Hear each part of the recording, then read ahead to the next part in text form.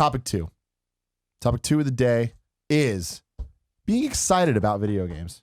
I like how you brought the smallest piece of paper in the house to take your notes on. That's all I needed. Okay, sure. All I need to do is... It doesn't look... Did you get a pen that works? Because that doesn't seem like that's going well for you either. It didn't. But you know what? We're fine. Here's my little paper. We don't have any ads today. You guys are welcome. You're welcome that we're not getting paid. So yeah, I just need to know. Being excited about video games, what the hell does that mean, Tim? So pretty much, I realized that I love video games. And I love video games too. Excited about video games. I love being excited about video games too. But recently, there's been something that's been happening that I haven't felt in a couple of years, I would say. And that is the NX announcement looming. X gonna give it to us. So many rumors recently about the NX over the last year and a half. And we've talked about it on Gamescast 10 billion times. Always a different conversation that has the same talking points, right? Right. But it's always the talking points about a different rumor, and all those rumors sound really bad. Now we're hearing rumors that sound really good. We got a good rumor. And so we're latching onto it, and I'm really hoping it's good, and I'm putting all my faith into that. But the most important part is the fact that the rumor that is most likely to be true is that we'll hear more information in September about the NX. We've known it's going to be this year, but we've all thought that kind of made sense. Sure. And I think that it has to be then, right? So I'm excited. I found myself in a bunch of random situations thinking about that. Just sitting around thinking about the NX? Yeah. Like I'll be laying in bed thinking about it. I'll just be eating dinner and I just random. Yeah, it's slow jerking it. I mean, dude, it's slow jerk worthy, I'm so excited that because I was at the Wii U. Time out. Can you please, someone make a note out there? I'm going to say Trevor Starkey to remind us next year, about 2 months before E3, remind us that our new award should be slow jerk worthy. We put those up on the walls of E3. Oh my God. Yeah. Detroit, become human. Slow jerk worthy. That game company's next new game. Yeah. Slow jerk worthy. Totally. But the thing about the NX reveal is that I was at the Wii U, not the reveal, but I guess E3 announcement. I was at the Nintendo press conference when they announced the Wii U. And even being in that room where being surrounded by the hype of it was confusion more than anything. Totally. And it was Is it just a controller that adds on to the unit? It felt really weird. And it's but the system looks a little bit more round. Yeah. What's happening? That was weird. But then 3-4 months later in November, 5 months, I don't know, whatever. I'm not good at math. In November, there was an event in New York. Yeah. Where it was the real, here's the reveal of it. Here's a launch, all the games. You can play them for the first time. And, I guess not for this is the first time you could play real games. Because at E3, they had all the demos. As soon as you ended the conference, you can go back and play the demos. But all those demos. That We Chase Me thing, or Me Chase Me, or whatever it was. It was pretty much what would end up being in Nintendo Land. Yeah. Each of those games was its own game back then. Yeah. So, and then there was New Super Mario Bros. U, which was really, especially then, all right, who the fuck cares? And there was a video of the Zelda that just was playing over and over. But then at the Nintendo event in November, you could actually play the launch games that were coming out, and that was where they announced Bayonetta 2 was coming to Wii U. So that event itself, I want that for the NX. Of course. It sounds like it's going to happen, and I'm excited to see what that is. And I think that just that idea of thinking about, all right, I was at the one that was bad. If it was good, that could be so exciting. And even if it's not, I'm just excited that it's happening. Yeah. That there's a shot at it being good. That's great to me. Sure. But we've talked about that X a lot. It's not what I'm trying to talk about here. So you're, okay.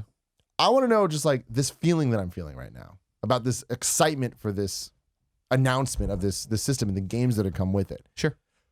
What have you felt this excitement for? Ooh, wow.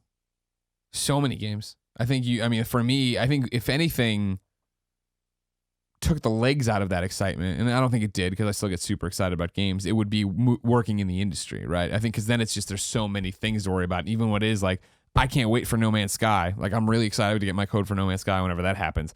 I'm still not obsessing over No Man's Sky because of Abzu now, and I'm playing. I want to get Batman episode. There's so many things, and there's so many jobs, and there's so many podcasts to make. There's so many distractions right now that keep you away from it.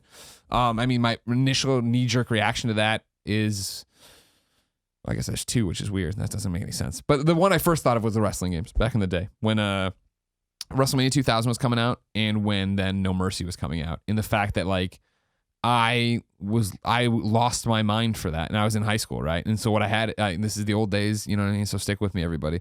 But I had a note card I wrote out with all like Best Buy and EB Electronics Boutique and KB Toys and Funcoland, Walmart, because inevitably somebody would break the street date on this. Yep. And so like 2 weeks before that game would come, WrestleMania 2000 would come out, right? I would leave school in high school and I was driving a car then, I was 16, and I would use the cell phone to call down that sheet. And then I would get home and give it a few hours and call back. And it was 2 calls a night or whatever to try to figure this out. 991-8139. Yeah. The number to Toys R Us on Geary See, Street. you know it. R.I.P. You know it. Yeah. No, that was and that was the thing of like, I did that for 2 solid weeks with this worn ass card. And I'll never forget, like in high school, I was the editor-in-chief of both the newspapers, and there was a weekly one and a bi-monthly one. And the weekly one, the way it would be is that I would come get all the notes, like people would write these things out by hand and give you like crib sheet notes, and then I would go back and write it into this newspaper that was the weekly thing, and then drop off a floppy disk that had it on for people that to print it, and then pick it up the next day after school, and then bring it in on Friday and distribute it. And so it was the Thursday night that I picked him up on the way home, called the Walmart, and I was like, hey, do you have WrestleMania 2000 and 64? And they're like, yeah.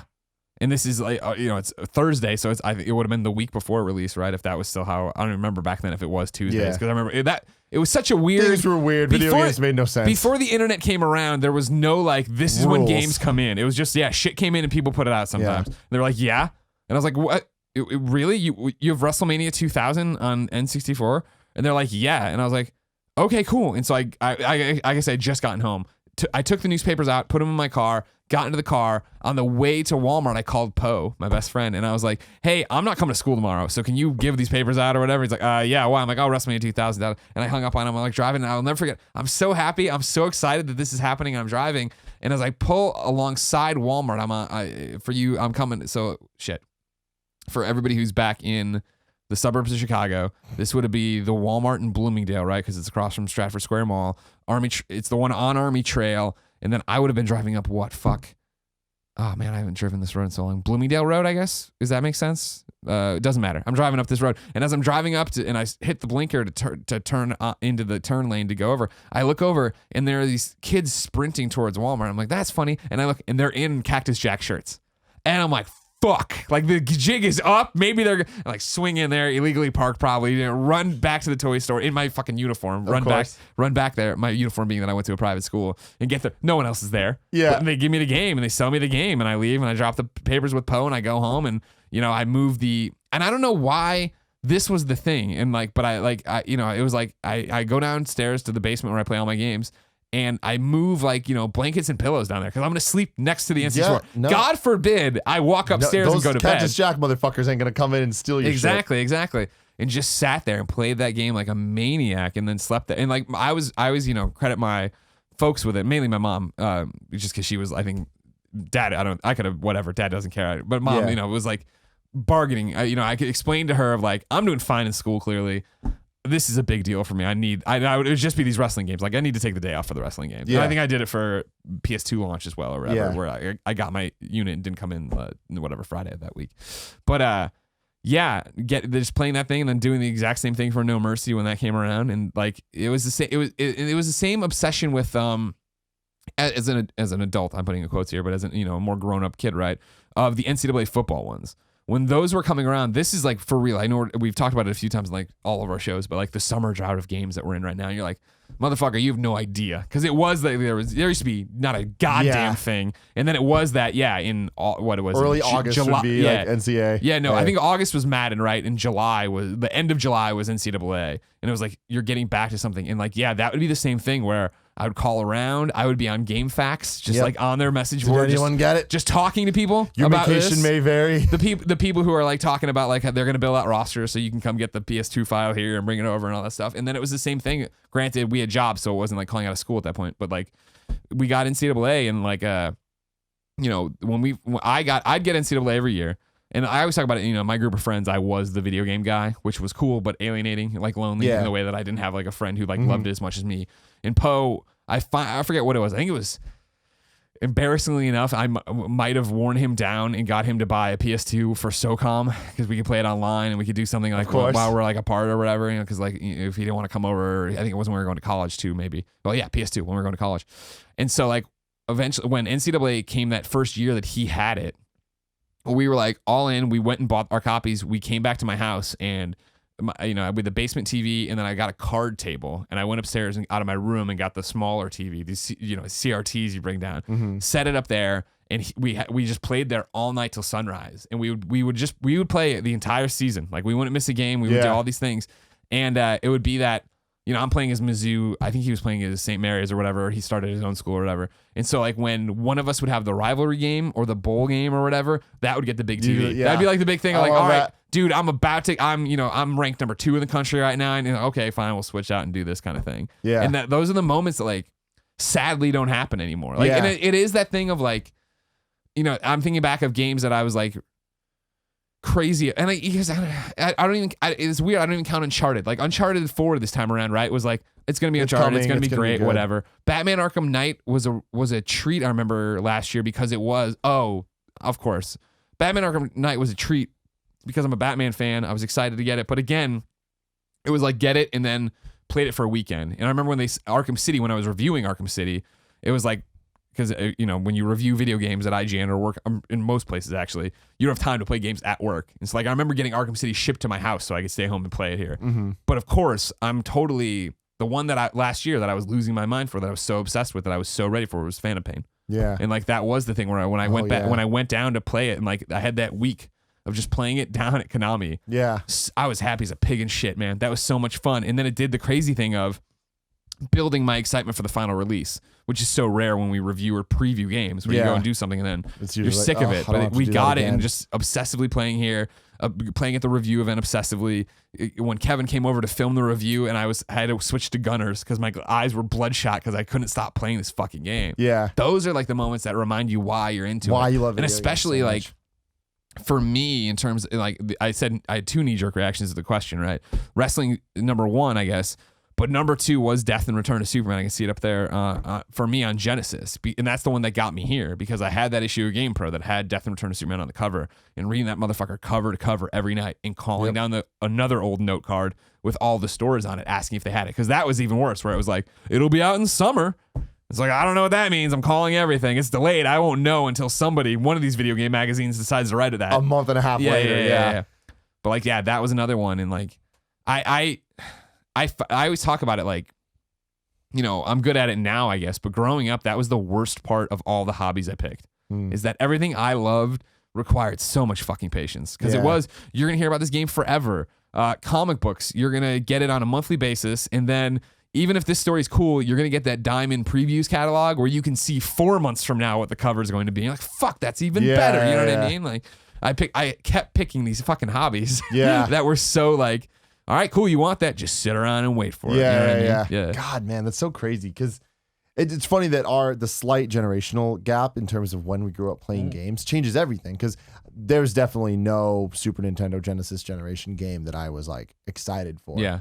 Just because I was too young for that. But what's funny is I was just stupid and didn't realize it. So I remember our library eventually had magazines that you can look at, and they had GamePros.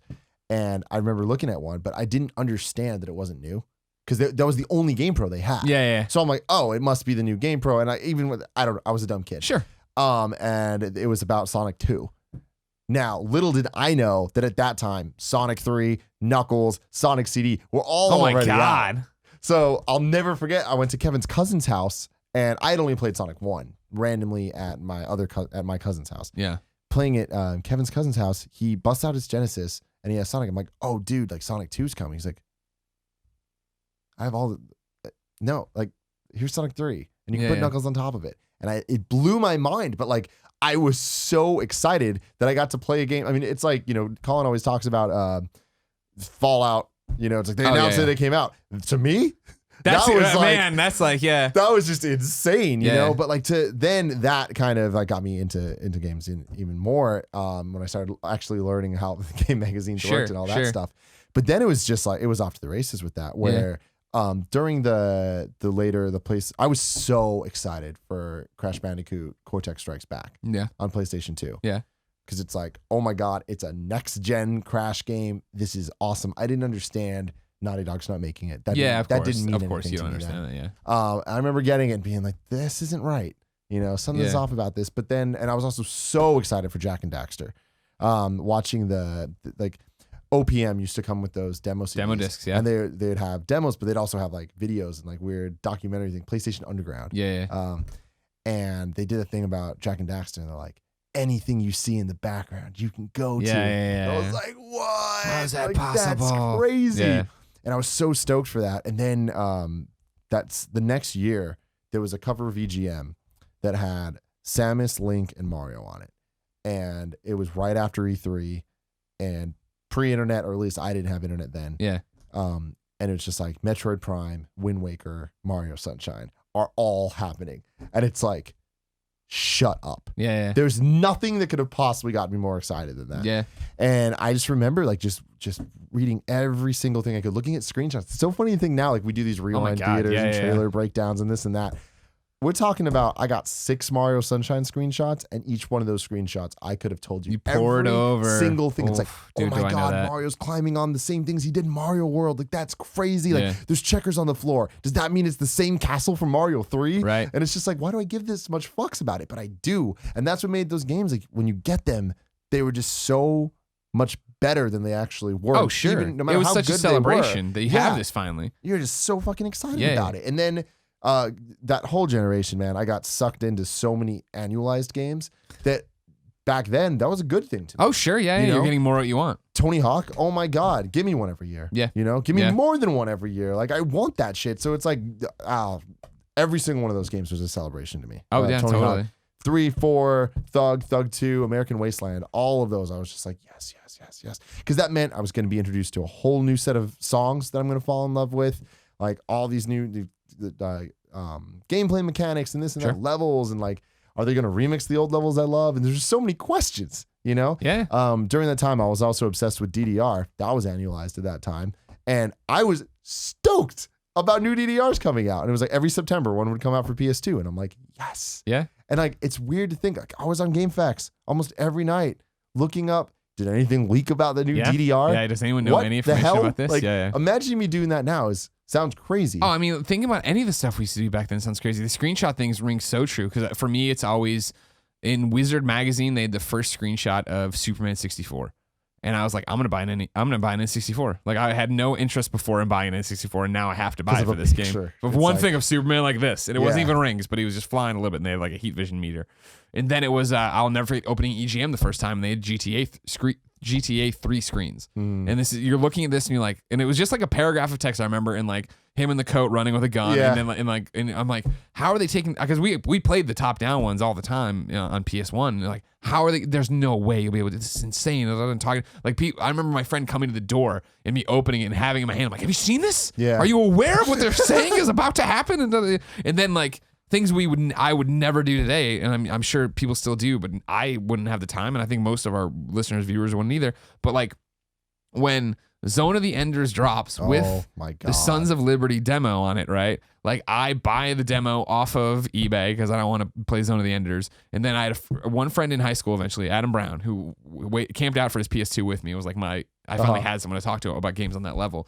Like, I remember him and I going to a party, like somebody's birthday party or whatever, and just sitting there and talking about this game. And like, it was that thing where I would come home and do homework, maybe, I guess, I don't know, but do something and eat dinner, and then just go disappear to the basement and just play that demo over and over and over and over and over, and just fuck with the AI, like shoot people in the hands to see their hands go down, and then sit there and wiggle, hide in different lockers, move around. Like, I had to have put 50 to 60 hours into the demo for Metal Gear Solid. Demo. Yeah, I mean, that demo is such a culturally important moment for video games. Yeah, because I feel like everybody had an experience with that. You know, Kevin was obsessed with that demo. Oh my God.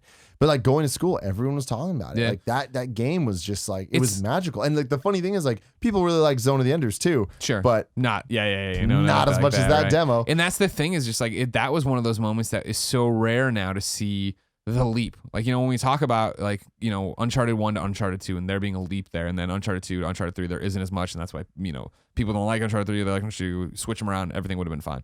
But to go from much like where I'm talking about this GTA 3 leap to go from Metal Gear Solid to Metal Gear Solid 2 and see this thing and it looks so beautiful and you're dropping into first person mode and you're running around, everything's free and you're hiding, there's flies and crap and all this. Just like, what is going on? You're shooting bottles to break them and fucking with the food and like oranges falling out of boxes and watermelons exploding. You're just like that time was so interesting because every generational leap, well maybe not every, I guess we're getting to a point now where it's not so true. But back then, even the PS2 looked just enough better than the PS1 and the GameCube N64 that it was like oh shit, like this is a thing, real. Yeah, this is a big deal. And then you see PS3 and stuff, and then it's like obviously it's HD and like she starts looking really real, and now PS4 is really really real. But it's just like that distinction between this is a video game and like at least back then this looks real was so crazy because I remember right around the time with Metal Gear Solid 2 demo, Devil May Cry was coming out.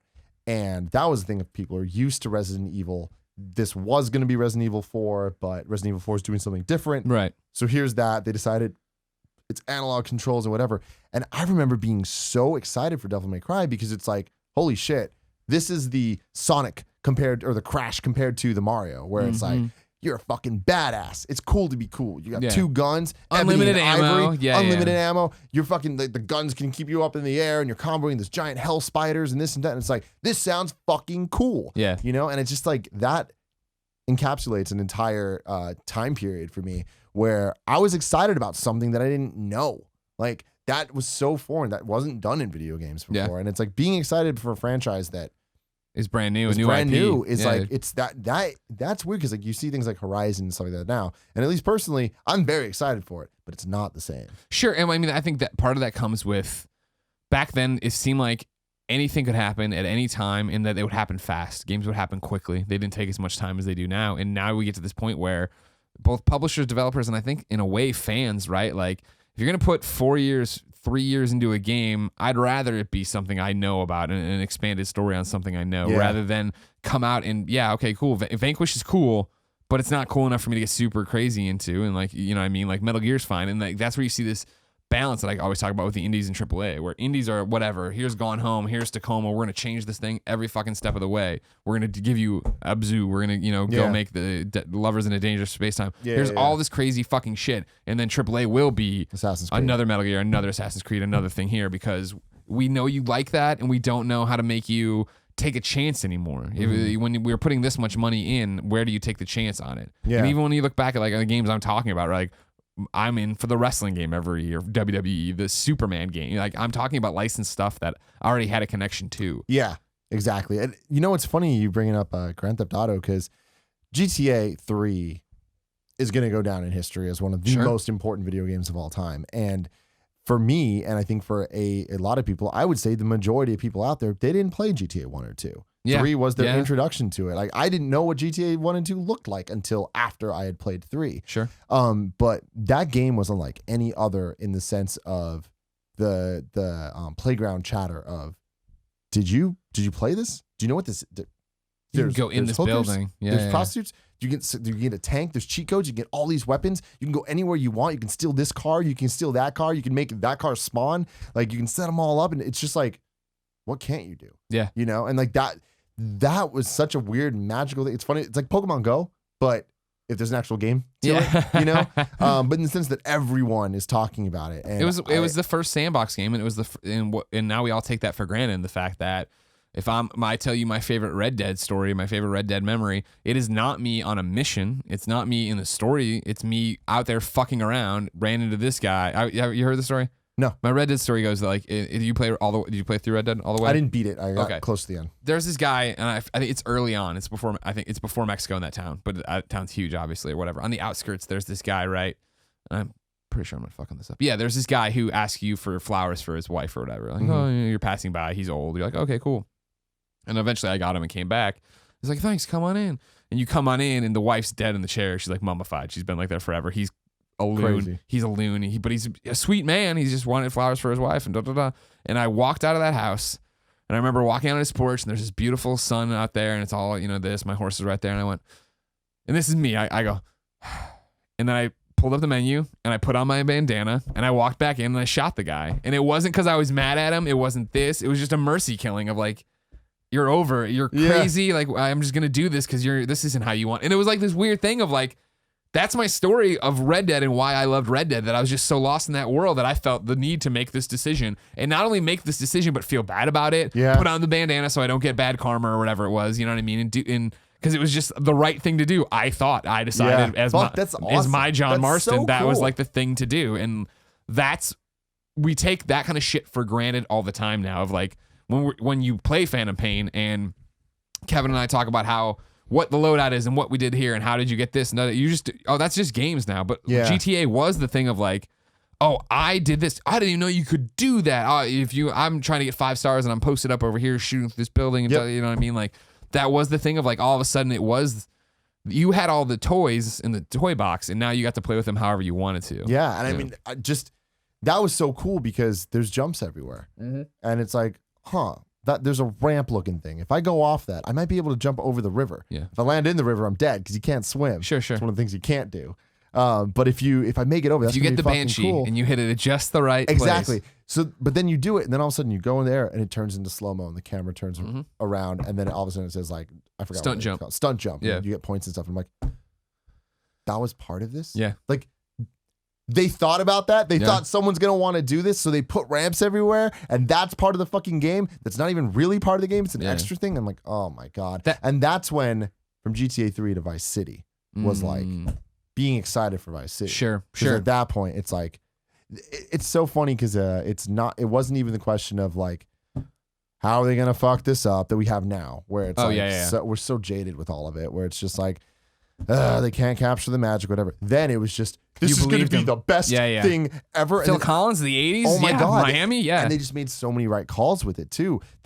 Rockstar's so good at marketing and all that stuff, but the production of that game, the soundtrack, the look, the colors, Ray the Liotta, actors, oh my God, like they built hype like no one else can. And that was the thing of, I remember being in college and like, the PlayStation 2 era, it starts in my senior year with me and Adam Brown camping out at a Meijer for 9 hours to buy a PS2s.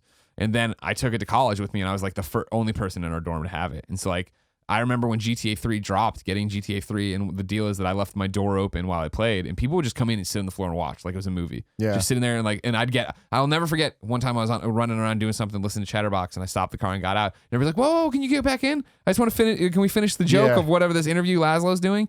And then I remember when Vice City dropped the next year, there was another thing where we're all going to some, I don't know, kegger party or whatever, and like, or my friend's band was playing, and they were like, oh yeah, you're gonna come? I'm like, I don't know. This game Vice City comes out, and the other friend's like, he's not coming. Like, there's no way. That's a GTA game. He's not coming. That's so funny. Yeah. God, man, those games were so special. And then the hype for San Andreas too was like, was so real. But I think at that point it had been a little too long, and there'd been a little bit too much happening in that generation of games that I think the excitement died down a bit. Yeah, there were so many clones at this point. People were already doing what it was. Yeah. So it was a little different. The last game I want to talk about, in terms of being excited for, was Prince of Persia.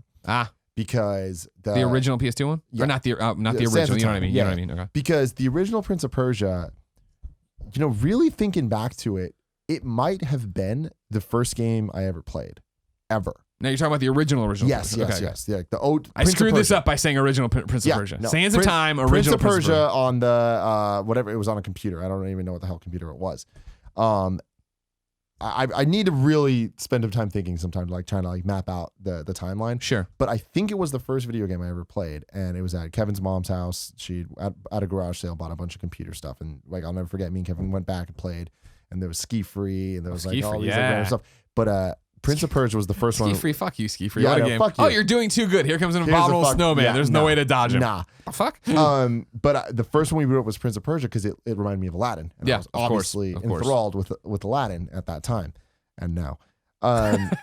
So we played it, and it was so hard. We didn't know the fuck we were doing. We never got past the first, whatever, the wizard bad guy thing.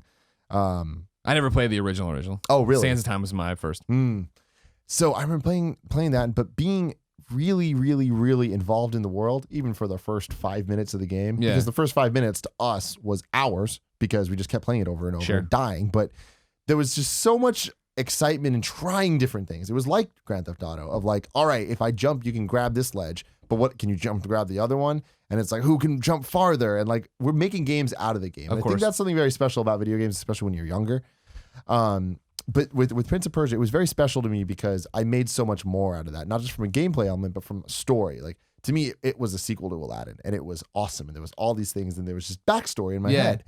And flash forward, I want to say 20 years. It wasn't 20 years. It must have been like 15 years. Yeah. And I was reading EGM, and I saw, Prince of Persia: Sands of Time, and I'm like,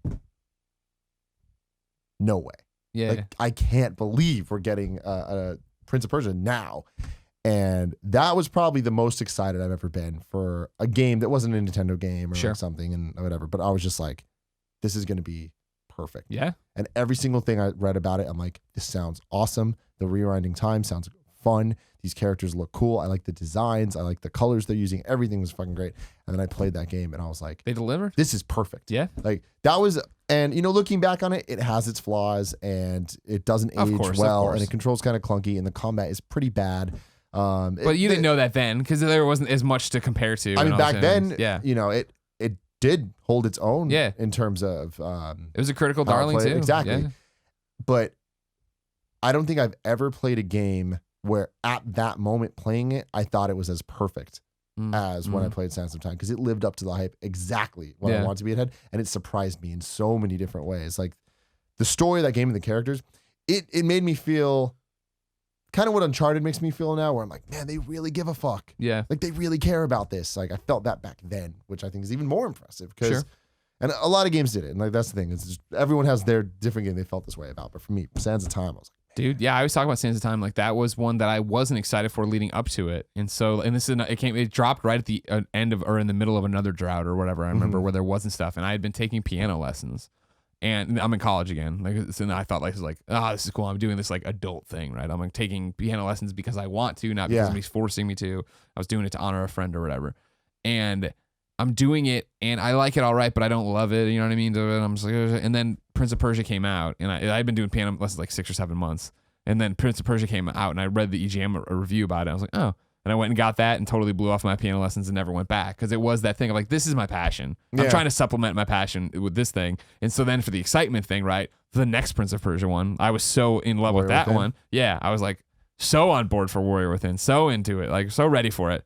And then I got there, I was like, oh, this isn't the same. See, what's so funny about that, and the Prince of Persia could be a topic on its own, but I think that the Warrior Within, and again, I was 14 when Warrior Within came in, so it was a different mindset completely. And like looking back on it now, it's grim dark and this and that, and everyone's hating on it. Even at the time, critically, people had these issues with it. And the what was it, Benjamin Fold, the music, I remember the music, whoever, like alternative, there was some artist that like made music for it, or Breaking Benjamin. Maybe that sounds more right. They did Halo 2. I don't know. Whatever. They made the music, and so there's a lot of issues with that. And it was totally different tone than one. And one, to me, the tone is perfect. Two, tone's very different, so whatever. But the story of it, I remember being like mind blown at some of the time travel stuff that they did, and like how you actually fucked all this up and the death's chasing you. I'm like, this is fucking awesome. And the combat was a bit better. It wasn't. Don't get me wrong. I'm not saying the game was bad. I'm not at all. It was just like I thought there was something so. A good analog to it is like when we're talking about Uncharted, right? And Colin was like, somebody's gonna die in Uncharted 4, 3, and everything. I'm like, they're not gonna kill these people. Like that's not what this is. It's a pulp adventure. It's always gonna end this way. Finishing Sands of Time, I was like, oh, this is what this is. And then to get there and have it be the tone so changed. Now, and the opposite example of that is like Jak 2, which I loved. I liked Precursor to Legacy a lot. And then when they put out, that was another game where I was like, oh, awesome, another Jak game, great. Jak 2 came out and I was like, oh, I'm glad they changed this way and went open world and I have all these guns and I'm running around and Jack's talking and And I know a lot of people aren't. Everyone's not. No one's on board with that but Greg Miller. But but I mean that's one of those the interesting things because I just loved Prince of Persia and it was different, but I loved it despite its differences. My biggest concern with that game was that Farah wasn't in it. Yep, that was the whole thing too. Yeah, very very much. I agree with you on that. But then in terms of the game, I never beat that game because there was a game-breaking glitch in the final boss. Really? So final boss couldn't beat him because it just wouldn't let me. Like when you're about to do the final strike, the game would just freeze and do this like weird glitchy thing where you look like you're in a portal. And that's it's like, good. You can't do that. Well, that sucks. But then I remember Two Thrones.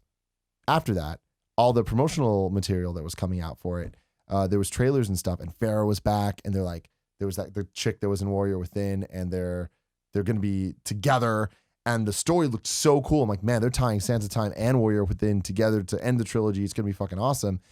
And then somewhere along the line, it was kind of like the Halo 5 situation at E3 where they released a trailer and the poncho, and that never happens in the game. Right. The game we got was totally different than those trailers. Yeah. Like, absolutely none of that stuff made the game. And the third game, gameplay-wise, was better than 2. Story-wise, was better than 2. And it was a bit more like 1 and whatever. But overall, wasn't better than 2. Sure. So it was kind of weird. But anyways, I love those games. I want to replay those games now. They did. When Sands of Time got put out on PS3 as a PSN game, I remember playing it for a little bit, but it was another thing where it was just not the right time, or I got pulled off onto something else. I want to stream them one day. I don't know when. One day. No promises. New studio. We say new studio as if that's gonna like. It's the same thing when we quit IGN. We're like, we're gonna have so much free time. I think we're gonna have more. I do think it will be. Oh no, we'll see. See, I think it's just gonna be that thing of.